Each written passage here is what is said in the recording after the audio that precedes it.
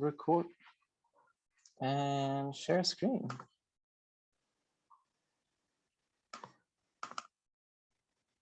Okay, I hope you can see my presentation now.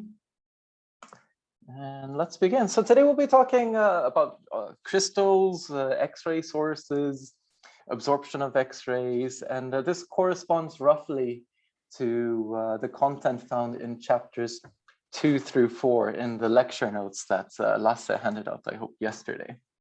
So we won't cover absolutely everything in these 3 chapters. We'll come back to a few points in the next lecture as well, especially regarding chapter 4, because that's quite a hefty chapter. And if you have any questions for me regarding this course or say use of the diffractometers, please feel free to contact me. This is my email address. I go by my middle name, Ken, but my email address has my first name, Andrew, in it. So sorry for the confusion there. And if you're ever at MMK, my room is C570. That's almost at the very end of the 5th floor on the right-hand side. Okay, but just out of curiosity, has anyone used single crystal X-ray diffraction before? No. Okay, how about powder diffraction? Any users? I have used powder diffraction. Okay, anyone else? Okay, so we have one person who's used powder diffraction before. Okay, so powder diffraction, it's compared to single crystal X-ray diffraction. It's usually very easy for the sample preparation and collecting data. With single crystal X-ray diffraction, the sample preparation takes a little bit more time and care. Sometimes it can be quite challenging to get a single crystal, to actually physically separate a single crystal from your batch, and then put it on a small pin, and then putting it on the X-ray diffractometer. And that stage is quite important, like picking the ideal crystal. But we'll get onto that a little bit later. Okay, so like I said, the main focus of this course is, well, it's general crystallography, but also with a focus on single crystal X-ray diffraction, although later on in the course, we will briefly mention things like neutron diffraction and powder diffraction as well. So like I said, in a single crystal X-ray diffraction experiment, you need to actually, physically pick out a single crystal. And not all crystals are the same. When you're looking at your crystals in an optical microscope, you'll see, probably many crystals that are heavily twinned, where crystals are drawing on top of each other. In an agglomerate, you might see defects in your crystals. So picking out the ideal crystal, it's really a very crucial stage. If you end up picking out a crystal that's not ideal, then you'll end up with data that might not be as good, and that can really make structure determination extremely difficult. So this very first step in terms of picking an ideal crystal is very crucial. So once you pick out a crystal, you can shoot X-rays at it, and you'll see the X-rays being scattered by the crystal in a very peculiar way. And from this diffraction pattern, this scattering of X-rays, we can take this data, put it into some software, and get a 3-dimensional structure model. So this is what the course will guide you through. And by the end of the course, we hope that you'll be quite familiar with this. Unfortunately, due to COVID, of course, we'll be having most of the course online. So perhaps we can't show everyone how to use the single crystal diffractometer, but for those of you who might be interested in collecting your own data for the final project of the course, you're welcome to do so if you let Lasse or I know well in advance, so we can plan the data collection part. All right, so why are we interested in crystals? Well, crystals are really all around us. You find them in things like pigments, in food, minerals. Many of the pharmaceutical compounds that we consume are in their crystalline form, and electronic devices, and even in living things. For example, certain species of fish have crystals of magnetite in their head, which they use to navigate. And I think the best example to show the importance of crystal structures and the importance of the structures on the properties is through the example of polymorphism. Now, say you have a single brick. Now, there's no one way of packing a brick. On the left-hand side, you have a herringbone packing of bricks. On the right-hand side, you have kind of your standard brick wall packing of bricks.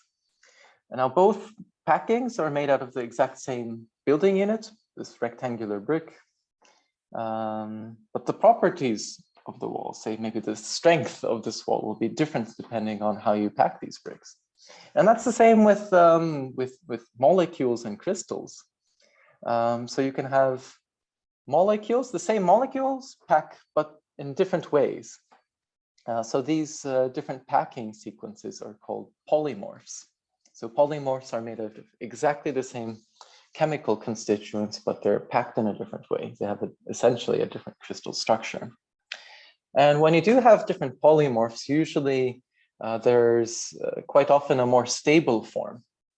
So here on the right-hand side, we have organic molecules packed in two different ways. These are real examples.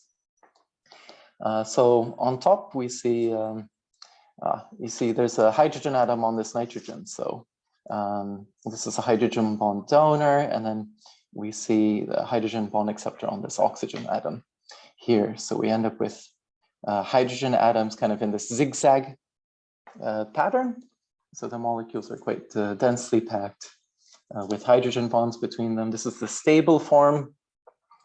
There's another polymorph, this one on the bottom. Oops, sorry, I accidentally clicked, I got ahead of myself. So there's still hydrogen bonding, but you see the hydrogen bonding, it's not kind of going directly along the bond between the nitrogen and the hydrogen. It's kind of like tilted off that axis. So perhaps this packing of this molecule, this form is less stable. So this is the metastable form. So like I said, just by changing the packing of molecules, the structure, the properties of the materials change. And this is particularly important for the pharmaceutical industry. There was this case quite a few years ago for this drug called ritonavir. So this is an anti-HIV drug. And when this drug was first developed, there was only one known polymorph, and it was, quite effective. But then a few years later, a second polymorph of this drug was developed, or was discovered. Now, it turned out that the second polymorph of ritonavir was more stable than the commercially available first form. And this affects bioavailability. So usually if a crystal structure is more stable, that means it's going to be harder to destroy that structure, to destabilize it. So if you consume, say, like a crystalline pharmaceutical compound, if the crystal is very stable, perhaps it might not dissolve so easily. It might not be bioavailable. And that was the case with ritonavir, with the second polymorph, the more stable one. It wasn't so bioavailable, so it wasn't as effective. Now, to make matters worse, the second polymorph of ritonavir, if it comes in contact with the more active first polymorph, it converts the first polymorph into the more stable second polymorph, making the drug less effective. So by discovering the second polymorph, pretty much you can imagine there's like an outbreak of polymorph 1 being converted into polymorph 2 all over. So yeah, this was kind of a crisis for this drug.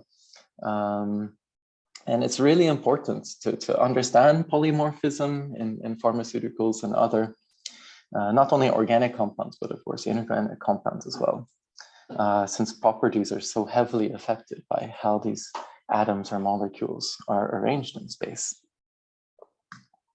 Another example of polymorphism is cocoa butter. So believe it or not, cocoa butter is somewhat crystalline.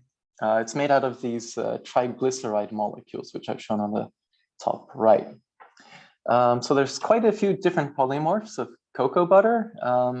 Here I've listed 6, but I believe there are more. I think there's at least 7, maybe 8. And you see each polymorph has a different melting temperature.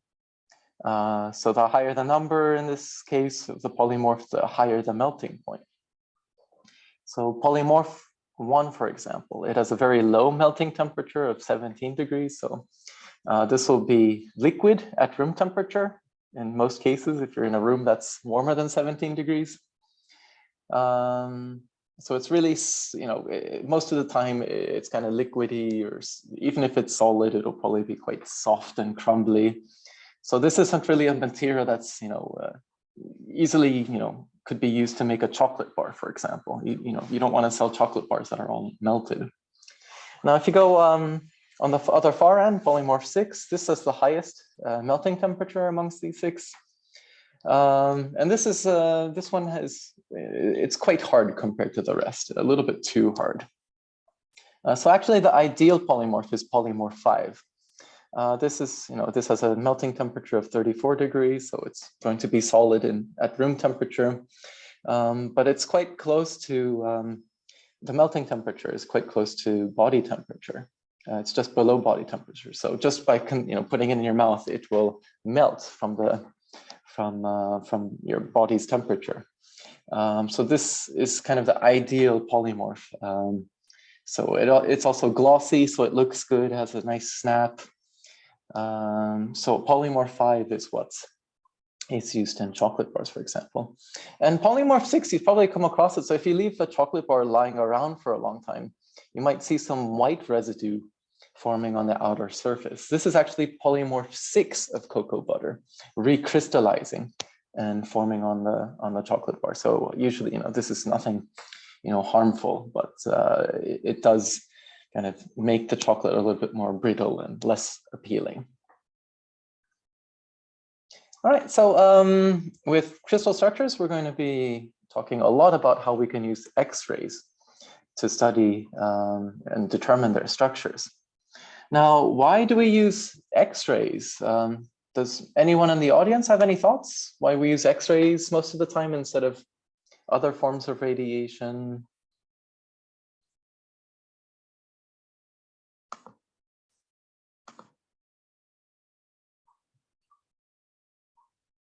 No thoughts?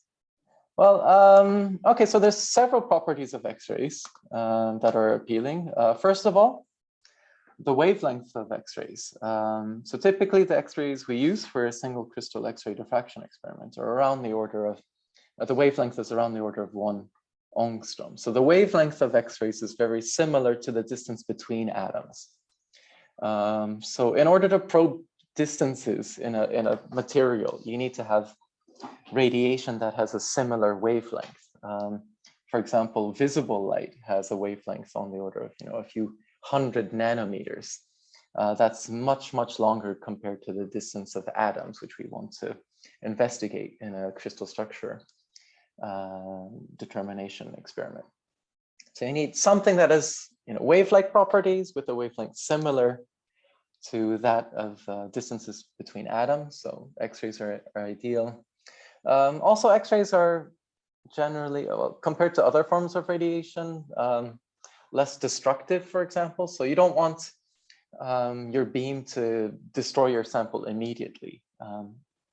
So X-rays are, if you have a very, very intense X-ray beam, yes, it will destroy your crystals. But say with a laboratory, like an in-house diffractometer, typically beam damage is usually not so severe. Okay, so just to demonstrate diffraction, so this is a slide. So I'm not sure if you can see my camera right now, but I'm holding, it's just a plastic kind of old-fashioned slide that you might use for an old-fashioned overhead projector. To me, it just looks great, but if I put this in the optical microscope, then this is the image that you see. It's just a piece of plastic, but with some ink printed on it in a very regular way. And here the distances are longer, on the order of probably some micrometers, which means we can use some radiation with a longer wavelength to study this. So, so I'm going to stop sharing for a moment and just focus on my camera. So I hope you can see, I have, basically this is just a laser pointer. And then there's a slot here where I can put in this slide. So in the back, I hope you can see that there's like a red point of light on the wall there. Yeah. Now, Yeah. if I put the slide in, we'll see diffraction occurring. And I think I'm going to have to zoom in, but if you give me a moment, I'll move my computer up to the wall, and I hope you can see. Oops, sorry, I'm covering it. So yeah, just by putting in, oops, where are we? No, I'm covering the diffraction pattern. So I hope you can see something there. Maybe I'll turn the lights off, so Yeah. it's a little bit more clear.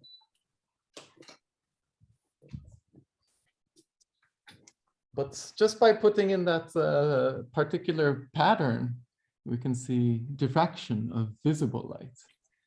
Yeah, we can see. Awesome. Okay, so yeah, we'll be talking about, why, if you have a regular pattern, you get, a diffraction pattern like this, and how we can go from this diffraction pattern to determining the crystal structure. But of course, we can't do that all in one day. That's something, of course, we'll be teaching throughout this 1 month long course. Okay, so I have a lot of slides. Actually, they belong to Lasse that I borrowed from, to demonstrate what it's like to simulate like a powder diffraction image. We have some like patterns and things like that too, which you can see with this optical setup. Okay, I'll go back to the presentation then.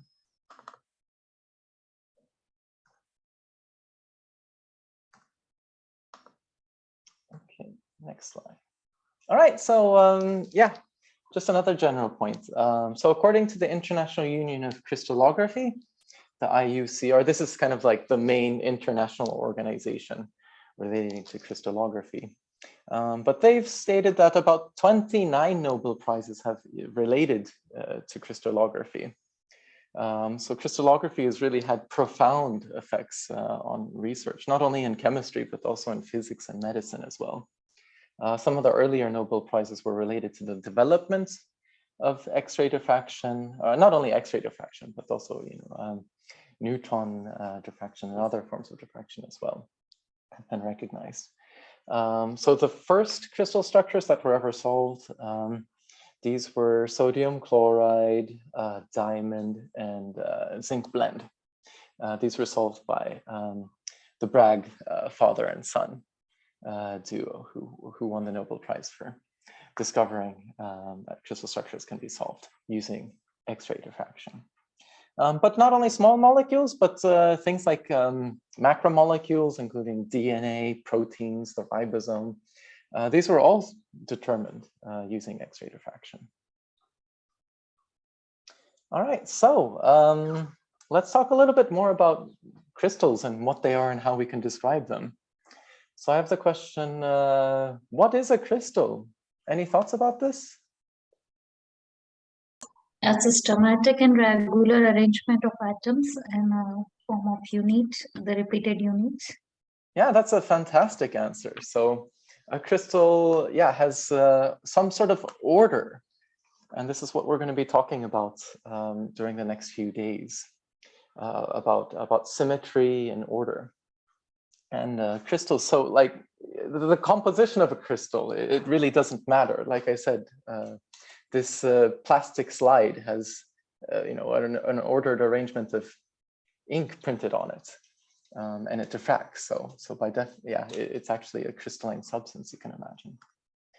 Okay, so on the left, I just have some ordered arrangements of circles. I'm going to be using a lot of two-dimensional examples with just without really, using real atoms or molecules, just to demonstrate a lot of these points that I want to talk about.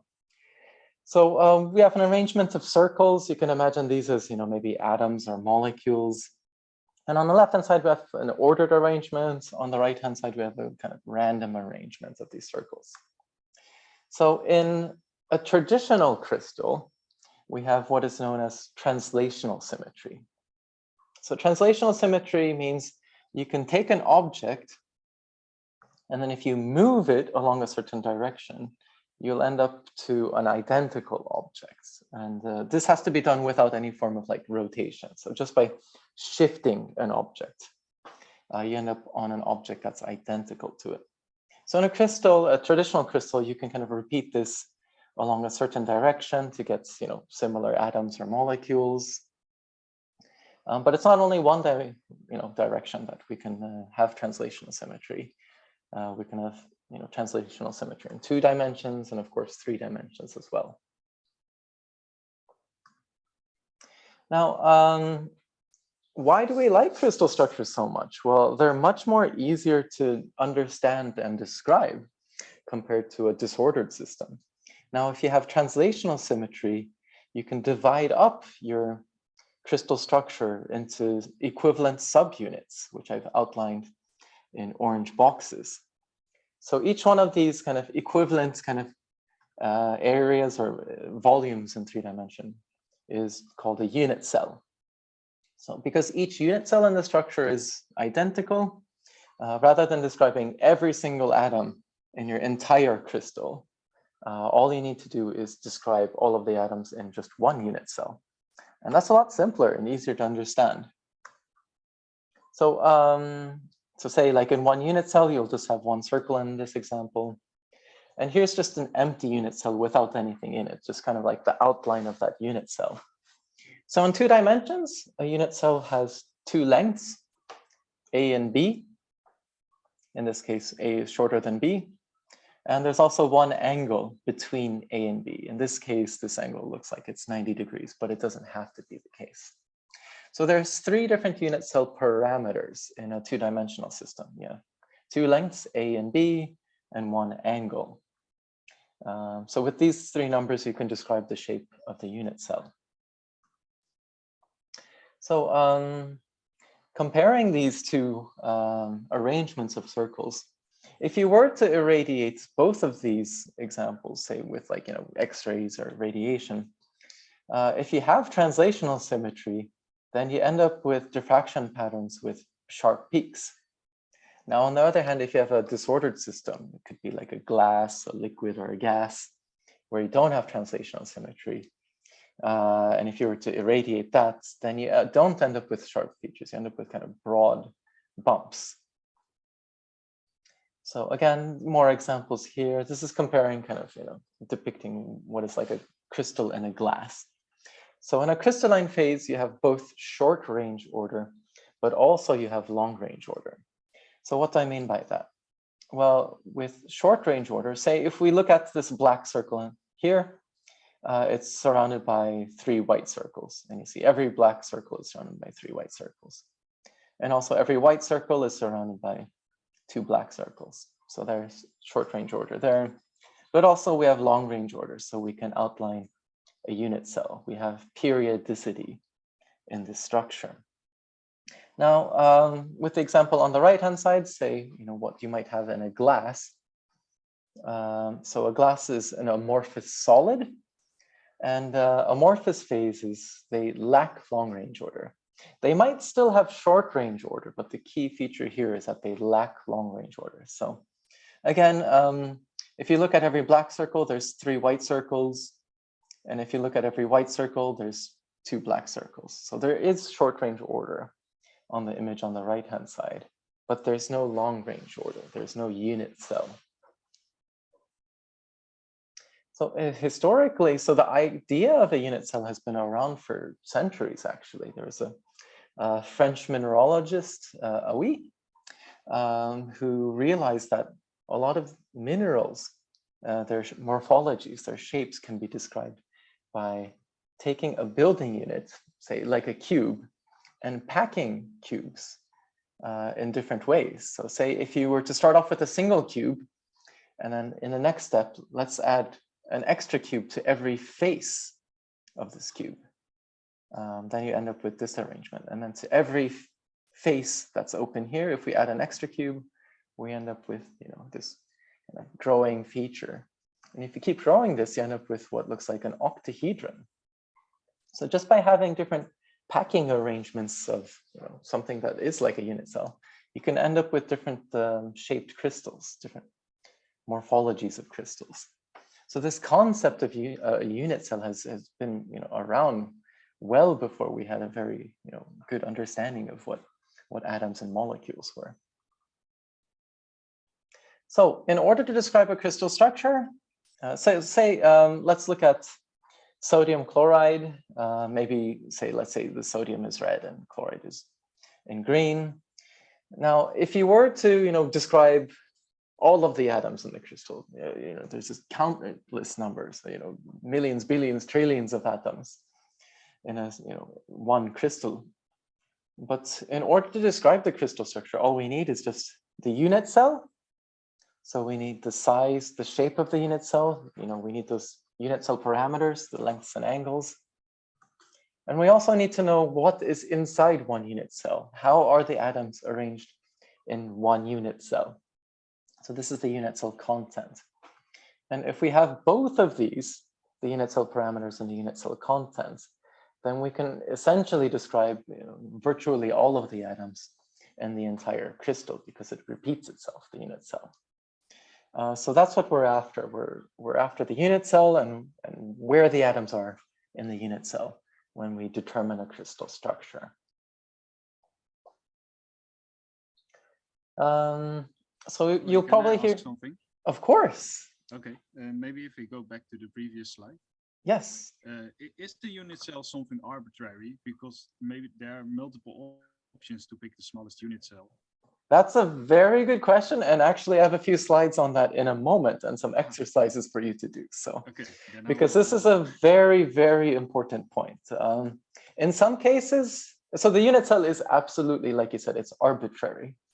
You might pick a unit cell, but someone else might pick another unit cell. In some cases, it's obvious what unit cell is the best unit cell. Say if you have like a cubic unit cell that's very small, that's quite easy to identify. But there are cases where it is still very arbitrary, and there are sometimes inconsistencies in which unit cell might have been selected, say, for a publication. So it's very important to understand that the unit cell is ambiguous. So if you see a unit cell that is reported, and you get a unit cell of the same compound that's a little bit different, it's important to know that perhaps the unit cell is related. Maybe the crystal structure is still the same. So it's important to understand how to change the unit cell, which is something we'll start talking about in a few moments. So very good and relevant question. Thanks for that.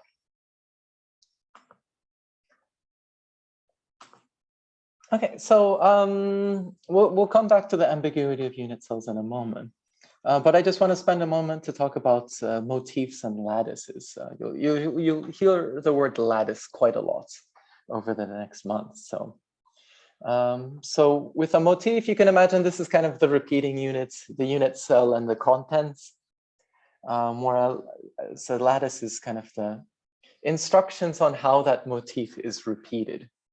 So we'll often talk about lattice points.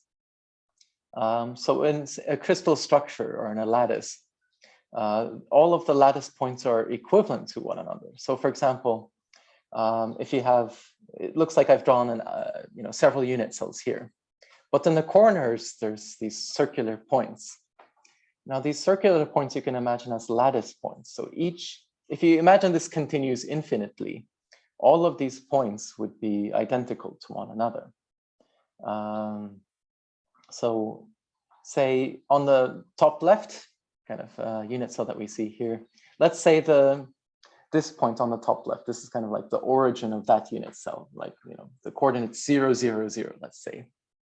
Now if you go over to the next unit cell, then this becomes the origin of that unit cell. It's kind of an equivalent point. Actually, so all of the corners of the unit cell are identical to one another. So you can imagine that these are lattice points. So the convolution, this combination of the motif and the lattice, that's what gives you the overall crystal structure. And I'll come back to the point of lattice points also in the following lectures when we talk more about symmetry. Because sometimes it's not only the corners of the unit cells that are identical. We have special cases when we have centered lattices. And those are kind of special lattices where you have a point in the center of the unit cell, which is also a lattice point. It's equivalent to the corners. But we'll come back to that a little bit later. Right now, we'll stick to primitive lattices, which we're looking at right now, where only the corners are equivalent to one another. So say if we look at the overall structure on the right-hand side, say if you look at this lattice point here, you see on the top, if you go up and to the left, you see a smiley face that's right side up. And if you look at any of these other lattice points, you'll see if you always go up and to the left, there's always going to be a smiley face right side up. So all of these points are essentially equivalent to one another. Okay, now back to the ambiguity of unit cells. So here is an arrangement of, again, smiley faces. All of them are right side up. And these dots that you see between the smiley faces, these are, lattice points. All of these points are equivalent to one another. So you can make unit cells by just using these lattice points as corners of your unit cell. But as you can see here, there's not just one unit cell that you can draw. You can, this parallelogram, all of the corners are on lattice points. It is a unit cell. It works. You can repeat this unit cell throughout the whole crystal structure and describe the crystal structure with this unit cell that doesn't have 90-degree angles. It works and serves its function. Same with this shape and also this square here. But the best unit cell in this case is this one outlined in red. It's square roughly, and it has 90-degree angles, and it's the smallest unit cell that you can choose. So generally, as a rule of thumb, it's best to choose the smallest unit cell that you can use with angles closest to special angles, like 90 degrees, or you can also have 120-degree angles in, say, hexagonal systems. So try to pick the unit cell that's the smallest and also has the most special angles. Okay, now in addition to translational symmetry, we might have other forms of symmetry in a crystal structure. So say, okay, actually, this is a good exercise for everyone. So I hope you didn't see too much of what just came up now, but I just want you to spend a moment to imagine a unit cell now. So I'll be quiet for a few seconds so that you can imagine a unit cell. And again, like I said in the previous slide, maybe the unit cell that you imagine might be different from the unit cell that someone else might imagine.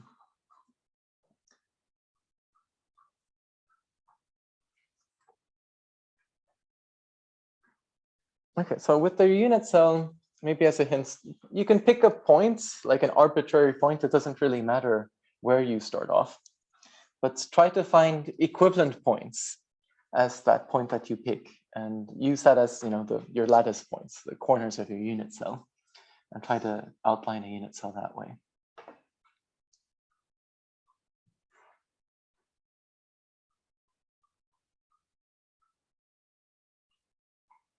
Okay, I hope that's enough time. If not, let me know. But say this is a unit cell that I've picked out. So I've taken a point, so the center of the right side up smiley face, kind of where its nose would be. Say I started off here, and then I just keep going to the right until I find a smiley face that's upright, and then end up in the center. And then if I go down, I can find a smiley face that's eventually right side up, and find the equivalent lattice point. So this is a unit cell that I've picked. Again, remember that with translational symmetry, objects have to be related by just shifting, by translating without any rotation. So for example, this smiley face that's twisted to the right it's been rotated, so it's that doesn't satisfy what we mean by translational symmetry. Okay, so that's one unit cell. You can see that if I repeat this unit cell over and over, then all of these unit cells are the same. In the center of every unit cell, there's an upside down smiley face. But let's say, how about this? This is another unit cell. The shape of the unit cell, the size and shape of the unit cell is the same, but the corners are at different positions. Now, if I were to repeat this, you still see that every unit cell still looks the same. So this unit cell also works. So what's the relationship between these two unit cells that I've drawn in black and gray? Well, we see that the corners are in different positions. So let's say we take this bottom left corner as the origin of the unit cell, the coordinates 0, 0, 0. Now the relationship between the black and gray one is just that we've shifted the origin of the unit cell from one point to another. Now, if you were to look at the contents of these two unit cells with the origin shift, they appear somewhat different. Like I said, if you took this black unit cell, there's an upside down smiley face, and then you see like half a smiley face along all of the sides, and then a quarter of a smiley face in the corners of the unit cell. Now, if you were to take the unit cell outlined in gray instead with this origin, you'll see, 4 full smiley faces. None of them are cut in quarters or halves. So if you were to just look at the content of the unit cell, you might at first glance think that they're different structures, but in fact, they describe exactly the same structure and packing of smiley faces. So this is also, something that you need to be careful of. Not only is the shape of the unit cell arbitrary, but also the origin of the unit cell might be arbitrary as well. Even though, they might appear different at first glance. So it's important to be able to identify this, that these unit cells are actually describing the same structure. All right, so yeah, Z is a unit that you'll see quite a lot when describing crystal structures. So say we have one unit cell that I'm showing on the right-hand side here. This is the content of one unit cell. So you see there's 4 smiley faces per unit cell. And these smiley faces, even though they're rotated with respect to one another, it's still the same smiley face. So here we can say that the asymmetric unit, the part of the unit cell that's really unique, is just one smiley face. And the smiley faces are repeated 4 times. So we say that Z is equal to 4. So we have 4 smiley faces in the unit cell. Now, if we change some of these smiley faces into other objects, into whatever, suns, moons, hearts, whatever you want. Now this is the content of one unit cell. We have one of each of these 4 objects. So now the asymmetric unit becomes the whole unit cell. This is kind of the motif that is being repeated throughout the whole crystal structure. So in this case, Z is equal to 1 because we only have one of these arrangements per unit cell. Okay. So now I'm going to talk a little bit about centered lattices. Sorry, we're going to go into more details about centered lattices when we talk more about symmetry next time. But centering is a form of translational symmetry. So up till now, I've only showed primitive lattices. So by that, I mean only the corners of the unit cell are identical to one another. With a primitive lattice like this, we often shorten it and just symbolize it with a P. And in 2 dimensions, like in this case, we can have special centered lattices, which we symbolize with a C. So with the centered lattice, you can take this, what I've shown right now, is the smallest unit cell. But when you have centered lattices, the smallest unit cell is actually not always the best unit cell to pick. So if there is a larger unit cell that can be selected that has more of these special angles, like 90-degree angles or 120-degree angles, it is better to take that unit cell that might be larger but has those special angles. So this unit cell, which I've shown in gray, would actually be considered kind of a more standard or in some ways a better unit cell compared to the one in red. So actually the one in gray has twice the area than that of the unit cell in red, but it has 90-degree angles. It's a nice rectangle. And also, not only are the corners of the unit cell identical, but now also the very exact center of the unit cell is the same as the corner. So this is why we call it centering, because we have lattice points not only in the corners, but also in the center of the unit cell now. So this is a special case when you can choose, a unit cell that's not the smallest possible one. So again, I have a quick exercise for all of you. So I'll be quiet for a minute or so. But what I want you to do in this exercise is to kind of imagine a unit cell for all 4 of these structures. So sometimes kind of the angles are a little bit different. And also, you can see in the last 2 examples, there's blue and red circles. So the colors indicate different species, let's say, different atoms. So those are not considered the same, let's say. So spend a moment to try to find unit cells for all 4 of these structures. So I'll be quiet for about a minute or so.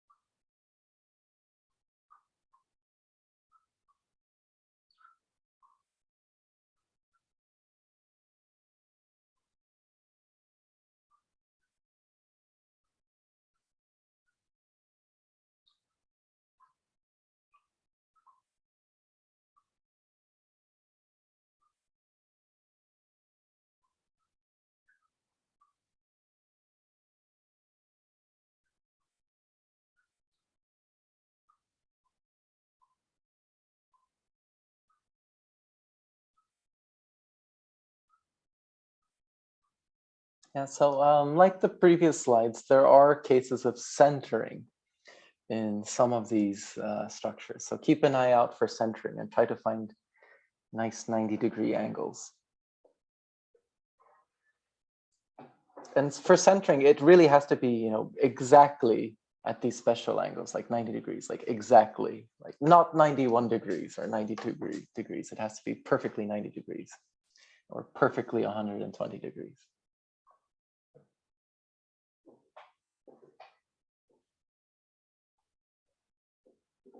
Okay, so if you want more time, let me know. Otherwise, I'll go through all 4 of these one by one. So starting off with the structure on the far left-hand side, I've picked this unit cell. It's the smallest one. I couldn't find anything with 90 degrees. And this one at least has angles that are closest to 90 degrees. You could have picked, say, a unit cell that goes this way. But the angles would have deviated from 90 degrees even more than the one that I've picked. So it's best to choose, if you can't have 90-degree angles, it's best to choose a unit cell that's as close to 90 degrees as possible. Otherwise, you'll end up with a squished unit cell, similar to the ones that we saw with the smiley faces earlier. That would be less ideal. So try to pick a unit cell with angles quite close to the 90 degrees if you can't have perfectly 90-degree angles. All right, with the second example here. Can I ask something? Yeah, go for it. Okay, for the first one, actually, I think I found one with 90-degree angles. Ah, okay. So if we start on the top row, the left atom. Yeah. And then go down 1, 2, 3 rows. Mm-hmm. Yeah, and 1 to the right. And up again. And up again. And if we then close the unit cell, so 3 rows up. 3 rows up. Ah, okay, here. Yeah. And something like this. Yes. Ah, so yeah. I think in this case, I probably need a ruler or something to be absolutely sure, but I think this is still like a little bit skewed. Okay. Like it really has to be perfectly 90 degrees. I'm not sure if I can like draw my mouse like perfectly down, but I think it ends up being like the center would be somewhere around here. So this is very close, but like I said, it has to be absolutely perfectly 90 degrees. And if that were the case, then that could be a valid unit cell. But I think this is ever so slightly off. So I think that's very close. I would have to be more careful in measuring it. But if we look at the second example, here there are 90 degrees exactly. So with the first example, I would say it's a primitive lattice. We would have to check if this would actually work. But the second example here, we can draw a perfect rectangle with exactly 90-degree angles. And also you would have a point exactly in the middle of that rectangle. So this would be a centered lattice. So like I said, it has to be exactly 90 degrees. I'm sorry, with this, with the figures that I'm showing here, it's really hard to know exactly what is 90 degrees and what is not. In a real life situation, software will tell you the angles and you can judge for yourself, is that exactly 90 degrees or not. So sorry for the difficulties in viewing the structures and angles very accurately here. How about for the third example? With the third one, I picked this unit cell here. Now I have a question here. Is this primitive or centered?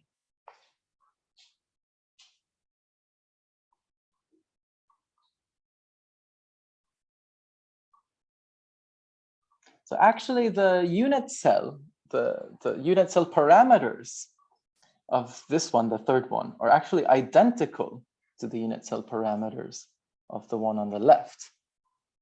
But now we have two different atoms.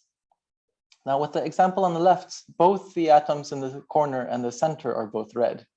But in this case, the atoms in the corner are blue and the atom in the middle is red. So these are not equivalent positions. They're not equivalent circles or equivalent atoms. So this is not a centered lattice. This is actually a primitive lattice because the corner and the center do not have the same species. So be careful about that. Just by changing, the positions might make it look like it's centered, but you also need to consider the species as well.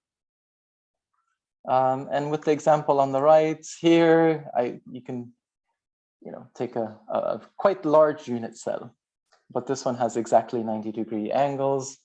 And in this case, you can see that the corners of the unit cell in blue are the same as the center of the unit cell, which is also blue. So this is an example of a centered unit cell, a centered lattice as well.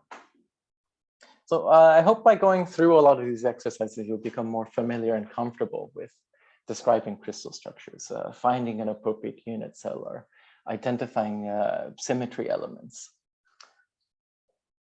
Okay, so in 2 dimensions, we have different classes of crystals. And there's only 5 different types of lattices in 2 dimensions. We'll get to 3-dimensional examples in a moment.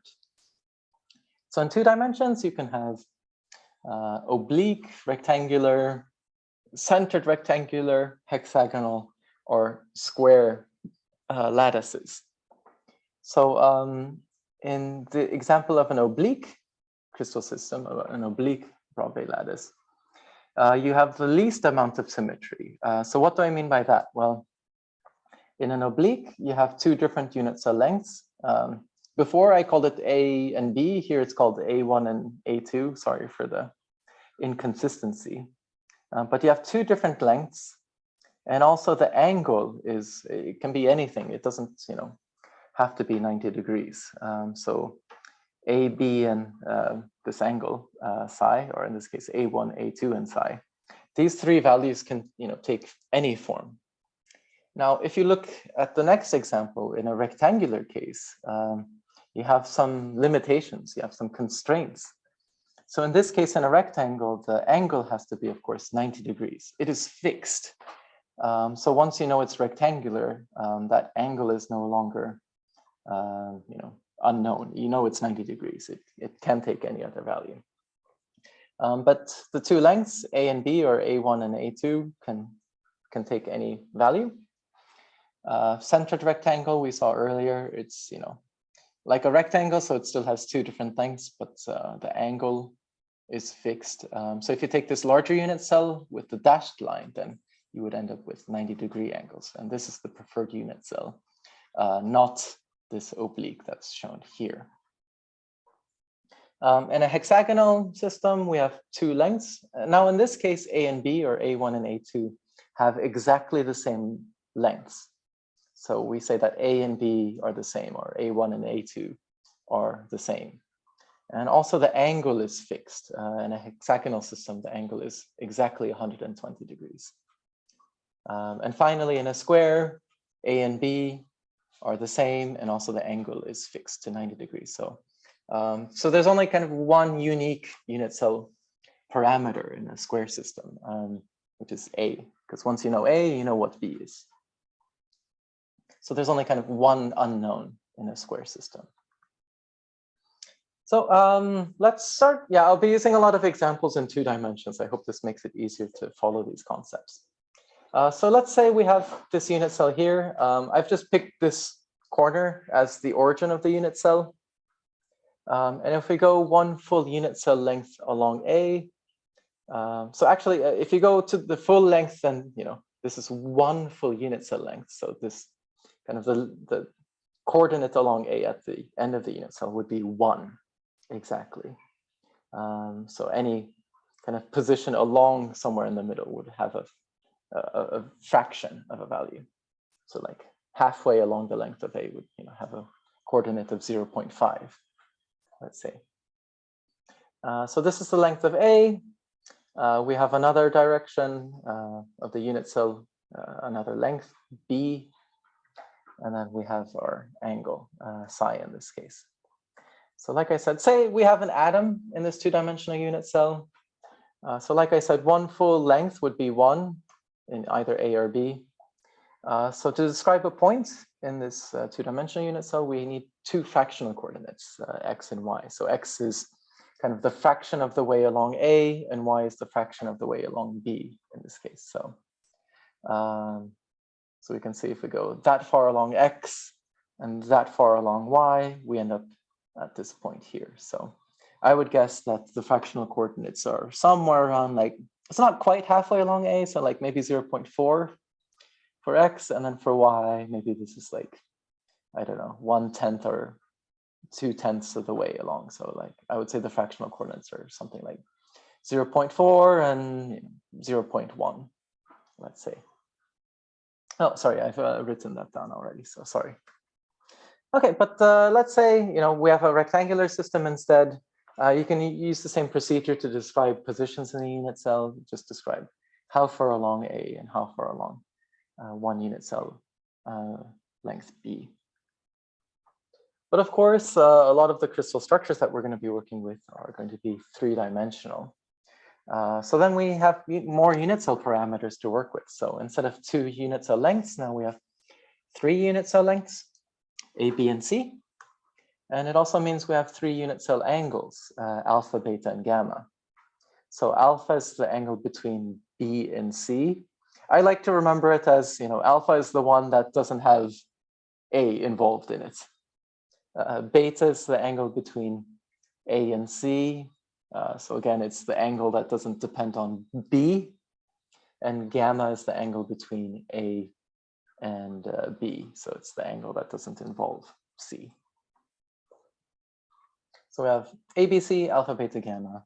And like I said, for the 2-dimensional unit cells, when you pick a 3-dimensional unit cell, try to pick angles that are 90 degrees or close to 90 degrees. If possible, unless you have a hexagonal system where you might have 120 degrees instead. Another tip is, let's say you have a triclinic system. I'll describe later what I mean by triclinic system, but let's say you have angles that are, none of the angles are 90 degrees. It's best to always pick, or at least it's standard to pick angles that are all under 90 degrees or all over 90 degrees. You shouldn't mix angles that are, you shouldn't pick like values for alpha, beta, gamma, where some of them are below 90 degrees and some of them are above 90 degrees. They should all be, all of them are lower or all of them should be higher. That's the standard choice of unit cell angles, let's say. And also, like a lot of science, we're going to use the right-hand rule here, or the right-hand coordinate system. Sorry for all of you left-handed people who've been underrepresented. So what do I mean by that? So with a right-handed coordinate system, you can kind of imagine your right hand. If you make 90-degree angles between your thumb, index finger, and middle finger, you can imagine that your thumb is the x-axis your index finger is the y-axis and your middle finger is the z-axis. So you can kind of rotate your hand around to get the directions of x, y, and z. So the direction of your coordinate system. So this is important because you need to know which is the positive direction and which is the negative direction. So with the unit cell that I've drawn here, x goes to the left, y goes up, and z goes down the page. If z were to go, up the page instead, then you would end up with the left-hand coordinate system, which is not really accepted in crystallography. So this is just the standard coordinate system, a right-handed coordinate system. All right, so a little bit more about three-dimensional structures. So with 2 dimensions, we talked about the 5 different Bravais lattices, or the 5 different crystal systems. In 3 dimensions, though, we have 14 different Bravais lattices. So again, in 3 dimensions, with the lattice points, all of them are equivalent to one another. Some of them are primitive, and some of them are going to be centered. But there are 14 of these lattices in total. So let's go through these 14. Probably I can understand if it's a lot to memorize in one go, but certainly this is something that if you're going to work with crystal structures, it's really handy to know these by heart. So understand 14 is a lot to memorize now, and it maybe, I don't expect you to memorize this moment, but certainly throughout the course, it'd be nice and very helpful to be very familiar with these. So starting off with the least symmetry, we have the triclinic system. So in a triclinic system, you have A, B, and C, and alpha, beta, and gamma. All 6 of these unit cell parameters can take different values. So A, B, and C, they don't have to be the same. Alpha, beta, and gamma, they don't have to be 90 degrees. In a monoclinic system, we have a little bit more symmetry and some constraints on these parameters. So what do I mean by that? So the unit cell angle beta in a monoclinic system is 90 degrees.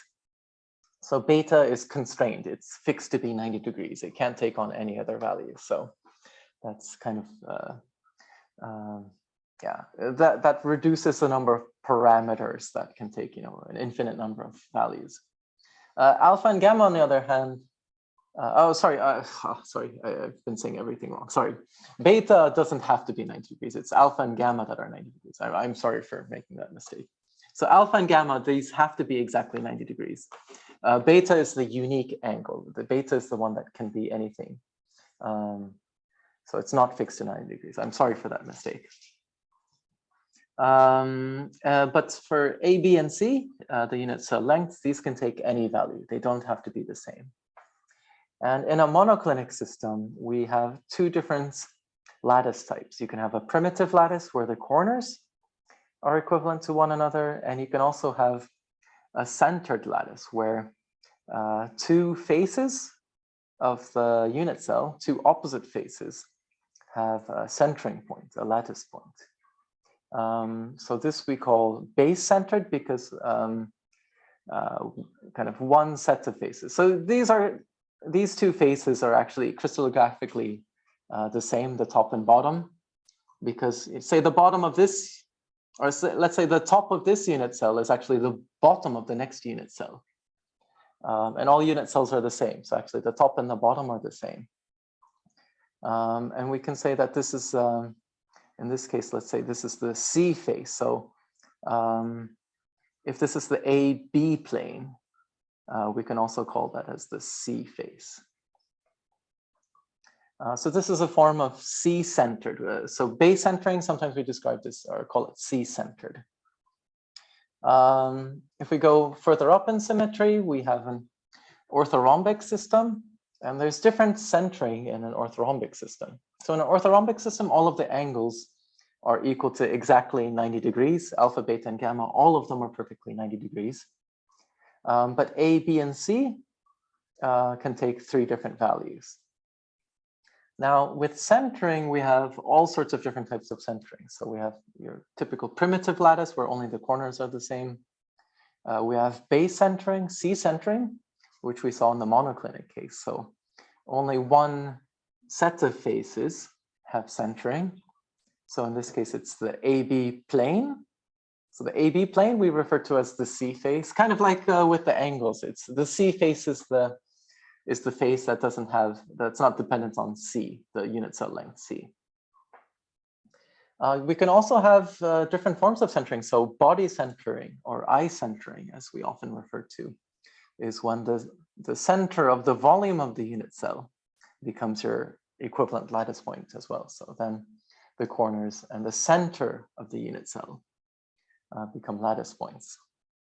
Now there's also face centering, F centering. Now the difference between face centering and base centering is that all of the faces of the unit cell have a lattice point in the center of the face now, compared to base centering where it's just one unique face that is centering.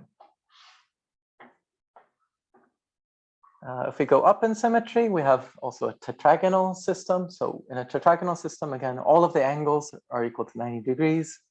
But now A and B have the same values. So this is a square face on the base here. And then C can take any value. So you can imagine this as a cube that's either been kind of elongated or compressed in one direction. And in a tetragonal system, you can have, oops, sorry, I'm getting ahead of myself. You can have a primitive lattice, but you can also have a body-centered lattice, an eye-centered lattice as well. There's also the rhombohedral system. This one's a little bit confusing sometimes because there's two different ways of describing rhombohedral systems. This is one of the ways. In this particular description, all three unit cell lengths are equal to one another. So A, B, and C are all the same. So instead of saying A, B, C, you just see A because they have the same length. And also all of the angles are equal to one another, but they don't have to be 90 degrees. So they can be, all, say 80 degrees, 80, 80, 80 for alpha, beta, gamma. There's another form, but we'll get to that later on for the rhombohedral system. There's also the hexagonal system. So in a hexagonal system, A and B are the same, but C is different. So C goes kind of down the page, whereas A and B are in the same plane as the hexagonal symmetry. And the angles are all fixed. So in a hexagonal system, we use, so alpha and beta are 90 degrees and gamma is 120 degrees. And finally, we have a cubic system where A, B, and C have the same values, and alpha, beta, and gamma are, of course, 90 degrees, as you would expect for a cube.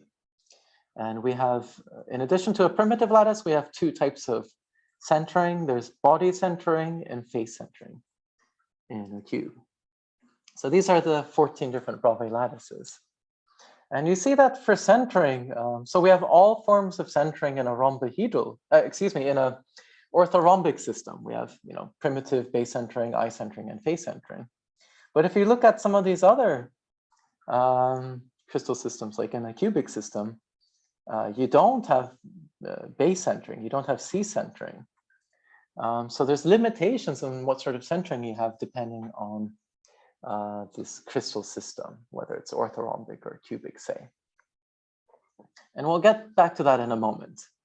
But what I want to show you here is kind of a cheat sheet. So this describes the limitations to the unit cell parameters of these different crystal systems. So by crystal systems, this is what I mean by, triclinic or cubic. The Bravais lattice is more specific. It takes into account the crystal system, but it could be orthorhombic, but the Bravais lattice also specifies the centering as well. Whereas the crystal system is just, just cubic or tetragonal. It doesn't account for the centering.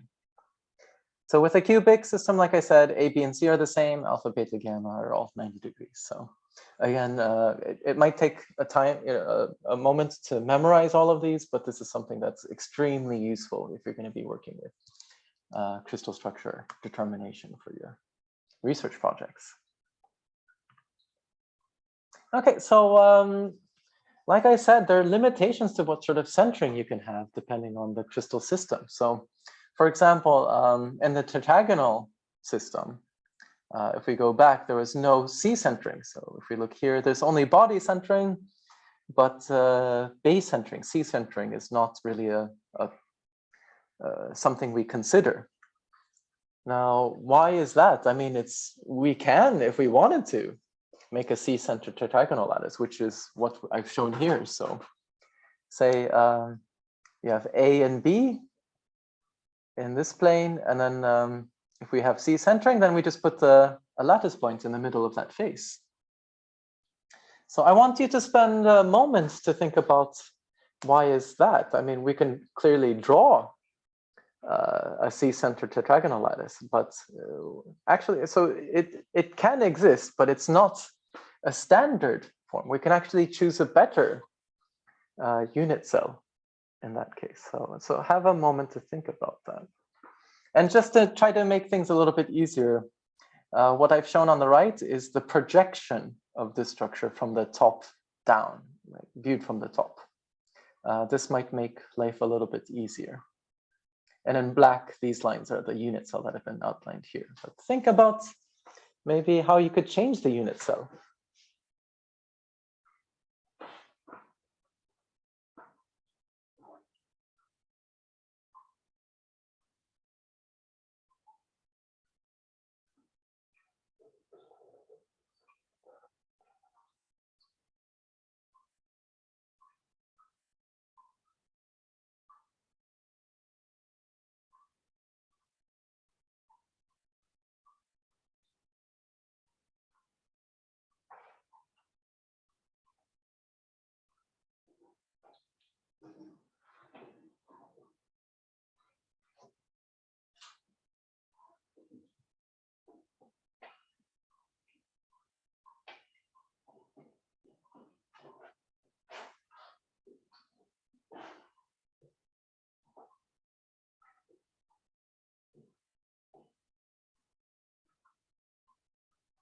Okay, so the answer to this question is there's actually a better unit cell that we could have picked. So if you do have a C-centered tetragonal lattice, you can actually take this red unit cell instead. So if you instead change your unit cell, so we take the diagonals now, like half the length of the full diagonal, this can become a new unit cell length here. And also likewise here and here. So actually, by taking the red unit cell, we take a smaller primitive unit cell. So every C-centered tetragonal lattice can always be described with a smaller primitive lattice. And both have 90-degree angles. So like I said, in this case, try to pick a smaller unit cell because that's just going to be easier to work with. So I have another question for you related to the first one. So let's say we have a body-centered monoclinic lattice. But this is not one of the standard lattices that was shown on the previous slides. We can convert a body-centered monoclinic lattice into another more standard lattice. So try to think about that. And again, to try to help you, I've drawn things in projection. So this is if you kind of imagine the structure, actually in this case it'd be, so beta is the unique angle, the one that's 90-degree angle. So this would be, say, the beta angle here. So this is kind of viewed from the side, let's say. But keep in mind in this case, if you have body centering in this projection, the corners are not really in the same height as the center of the centered lattice point. You see that the centered lattice point is kind of halfway into the unit cell. So try to keep that in mind, that the points in gray here are kind of halfway down the unit cell, whereas the points on the corners are kind of, at the surface of the unit cell. So again, try to spend a moment to try to find a different unit cell, which will give you one of the 14 standard lattices that we saw earlier.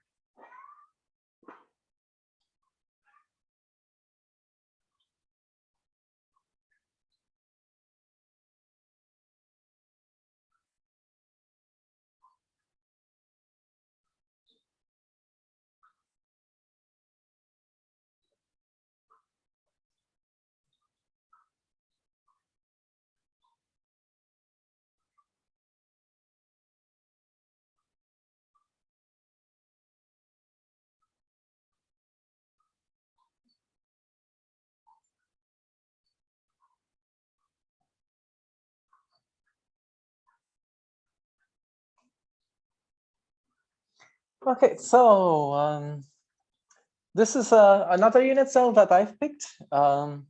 So if you compare the first unit cell in black to the one in red, some things have changed and some things have not changed. So for example, if you look at the unit cell length C, C has not changed at all. C is still C. But rather than go in this direction for A, we take the diagonal. So A has changed, but not C. So so this is what we call a unit cell transformation. We've transformed the unit cell from one to another. So in this case, C, the old C is the same as the new C, C prime, but the old A is not the same as the new A. A and A prime are different in directions. So if we take this red unit cell, and if I show this in 3D now, actually, so any monoclinic kind of eye-centered monoclinic lattice can be converted into a monoclinic C-centered lattice, because with this new unit cell in red, that centering point is no longer in the body center, but it's in the center of exactly that face in the unit cell. So any monoclinic eye-centered can be converted into monoclinic C-centered, or the other way around. And actually, one thing I should point out here is that I've shown the 14 standard lattices, but actually, say for example, like tetragonal C-centered, which we went through, that's something you will never really see being described to describe a crystal structure. This monoclinic eye centering, though, is something that does come up from time to time. So it's not really like a standard lattice, but it is pretty close to being one. It is one that is used quite frequently. So I would say that's kind of the one exception. It's not so unlikely to come across an eye-centered monoclinic lattice. But I believe C is the more standardized version. Okay, so I've been talking for over an hour now, so maybe we can take a short break. Let's take a break of 10 minutes and resume. I think it's 11:15 now. Let's resume at 11:25, and we'll continue until noon. All right, see you in 10 minutes. I'll stop recording for now and then resume the recording after the break.